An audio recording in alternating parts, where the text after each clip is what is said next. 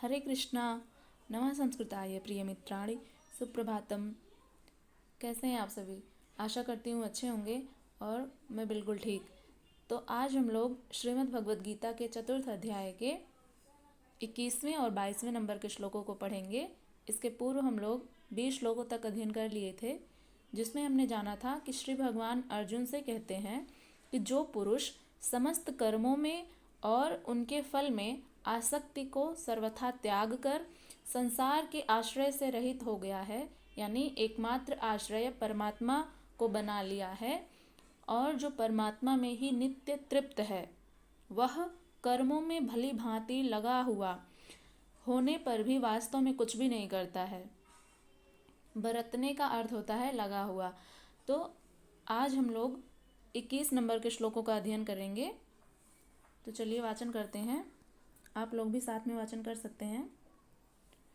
निराशीर्यत चित्तात्मा त्यक्त सर्व परिग्रहः शारीरं केवलं कर्म कुर्वन्नाप्नोति किल्बिषम्। अर्थात निराशी यानी फल की आशा से रहित।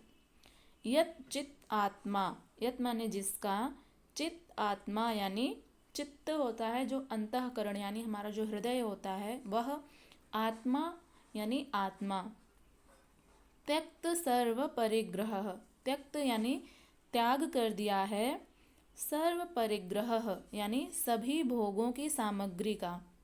जो समस्त भोग और ऐश्वर्य होते हैं, उनकी जो सामग्री होती है, जिससे हमारे मन में जो आसक्ति उत्पन्न हो जाती है, उन सभी का जिसने त्याग कर दिया है।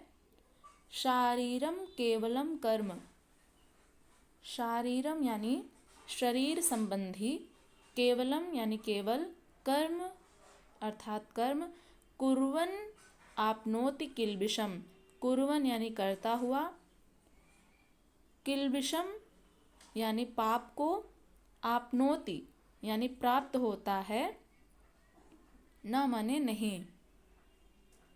तो ये रहा शब्दार्थ। अब इसकी व्याख्या देखते हैं कि श्री भगवान क्या कहते हैं।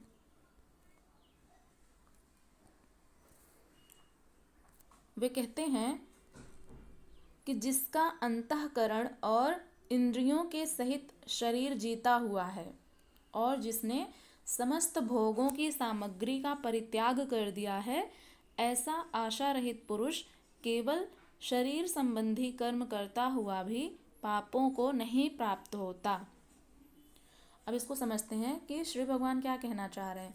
यानी कि जिनका हृदय और इंद्रियों के सहित शरीर जीता हुआ है, कहने का भाव यह है कि जिसने अपनी इंद्रियों पर नियंत्रण प्राप्त कर लिया है, जिस मनुष्य को अपने मन पर नियंत्रण है, अपनी इंद्रियों पर नियंत्रण है, ऐसे मनुष्य को विजयी माना जाता है, यानी कि वो जितेंद्रिय कहलाता है। तो ऐसे लोग, ऐसा मनुष्य जिसने अपने अंतःकरण और इंद्रियों के सहित शरीर को जीता हुआ है, और यानी कि जो जितेंद्रिय है, कहने का भाव यही है, जिसने समस्त भोगों की सामग्री का परित्याग कर दिया है, यानी कि जो संसार में भोग और ऐश्वर्य की वस्तुएं होती हैं, जिनके लिए हमारा जो मन है वो आसक्त से भर जाता है, उसके प्रति आकृष्ट हो जाता है, ऐसी वस्तुओं का जिस मनुष्य ने परित्याग कर दिया है, ऐसा आशा रहित पुरुष केवल शरीर संबंधी कर्म करता हुआ, यानी कि केवल अपने शरीर के पालन पोषण हेतु कर्म करता है, यानी कि उतना ही कर्म करता है जिससे कि उसका जो शरीर का पालन पोषण है उतना हो सके, उसका निर्वहन हो सके। जो इतना कर्म करता है वो पापों को नहीं प्राप्त होता। कहने का भाव यह है कि जो अति नहीं करता है किसी भी चीज़ में, यानी कि वो उतना ही खाता है जितना कि उसके शरीर के पोषण हेतु आवश्यक है, तो और अपना जो बाकी का समय है वो परमात्मा के ध्यान में लगाता है, तो ऐसे मनुष्य पाप को प्राप्त नहीं होते हैं।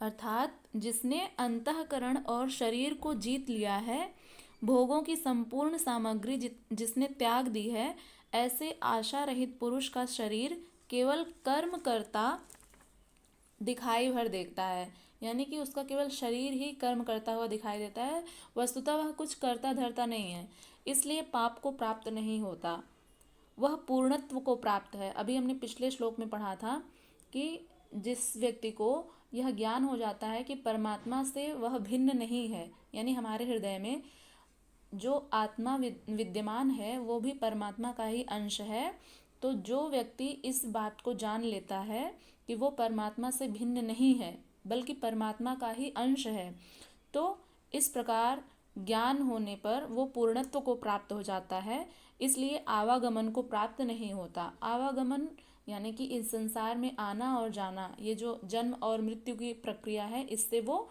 मुक्त हो जाता है और परमात्मा में ही एकमात्र उसका जो समाधि है वो लग जाती है।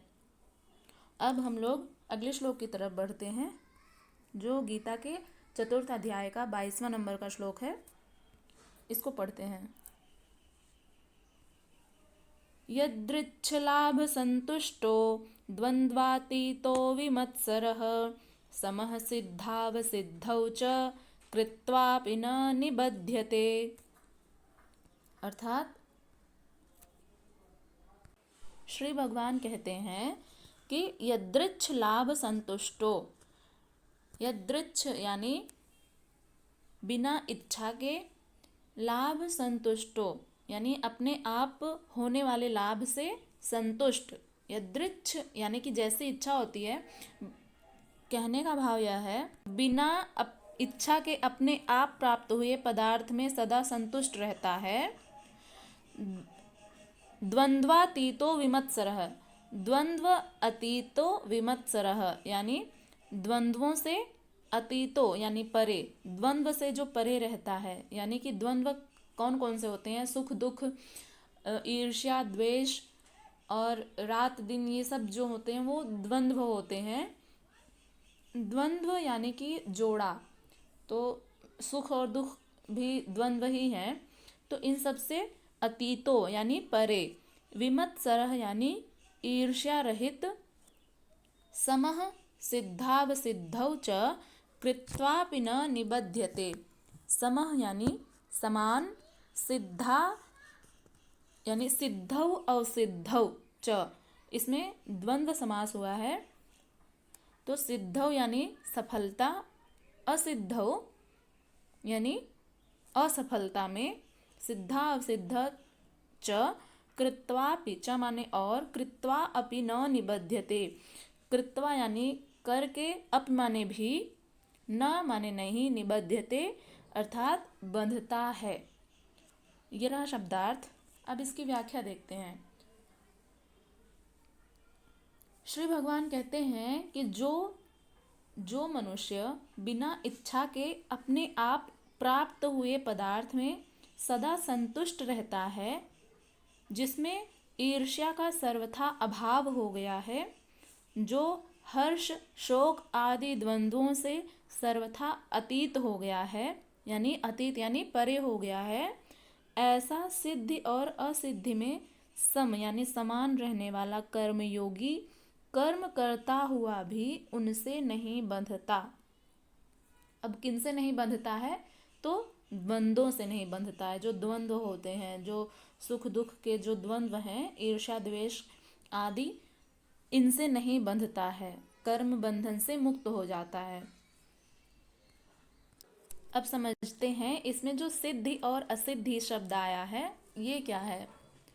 सिद्धि अर्थात जिसे पाना था वह अब भिन्न नहीं है, जिसे पाना था यानी परमात्मा को प्राप्त करना था, तो उस परमात्मा को प्राप्त करने के बाद साधक को पता लगता है कि वो तो परमात्मा से भिन्न है ही नहीं, बल्कि परमात्मा का ही एक अंश है। तो अब उसे इस बात का ज्ञान हो गया कि वो परमात्मा से भिन्न नहीं है, तो ये सिद्धि अर्थात जिसे पाना था वह अब भिन्न नहीं है और वह कभी विलग भी नहीं होगा, इसलिए असिद्धि का भी भय नहीं है। यानी कि जिस साधक को यह पता चल जाता है कि वो आत्मा परमात्मा से भिन्न नहीं है और ना ही भविष्य में कभी अलग होगा, इस प्रकार जो सिद्धि और असिद्धि है इसका भय नहीं रहता है। इस प्रकार सिद्धि और असिद्धि में समभाव वाला पुरुष कर्म करके भी नहीं बंधता। यानी कि जिसको पता है कि परमात्मा का ही मैं अंश हूँ और मैं परमात्मा से कभी भी विलग नहीं था और ना ही भविष्य में कभी होऊंगा, तो इस प्रकार जो समान भाव समझता है, जो अपने आप को परमात्मा का ही अंश समझता है, जिसे इस बात का ज्ञान हो जाता है, तो ऐसे मनुष्य कर्म को करते रहते हैं लेकिन कर्म के बंधन में कभी भी नहीं बंधते। उन्हें कर्म के बंधन कभी बांधते नहीं हैं। कर्म के बंधन उन्हें बांधते हैं जिन्हें अपने कर्म फल की आसक्ति रहती है। तो ऐसे मनुष्य सकाम भाव से कर्म करते हैं, और जो मनुष्य जिसे इस बात का पता चल जाता है कि वो परमात्मा से विलग नहीं है, ऐसे मनुष्य निष्काम भाव से अपना कर्म करते जाते हैं और एकमात्र परमात्मा को ही सब कुछ समर्पित करके अपना कर्तव्य करते जाते हैं। ऐसे मनुष्यों को कर्म के बंधन कभी भी नहीं बांध सकते और ना ही कभी बांध पाते हैं। तो ऐसे मनुष्य कर्म बंधन से मुक्त हो जाते हैं। अब वह कौन सा कर्म करता है जो, अब जाहिर सी बात है कि प्रश्न उठ सकता है कि ऐसे जो योगी पुरुष होते हैं, जो साधक होते हैं, वे कौन सा कर्म करते हैं? वही नियत कर्म यज्ञ की प्रक्रिया। अब इसी को दोहराते हुए अगले श्लोक में बताएंगे। यहाँ तक आप लोगों को कोई भी संशय हो तो निसंदेह पूछ सकते हैं। हम लोग मिलेंगे अब अगली वीडियो में। तब तक के लिए नमः संस्कृताय। अपना ध्यान रखिएगा।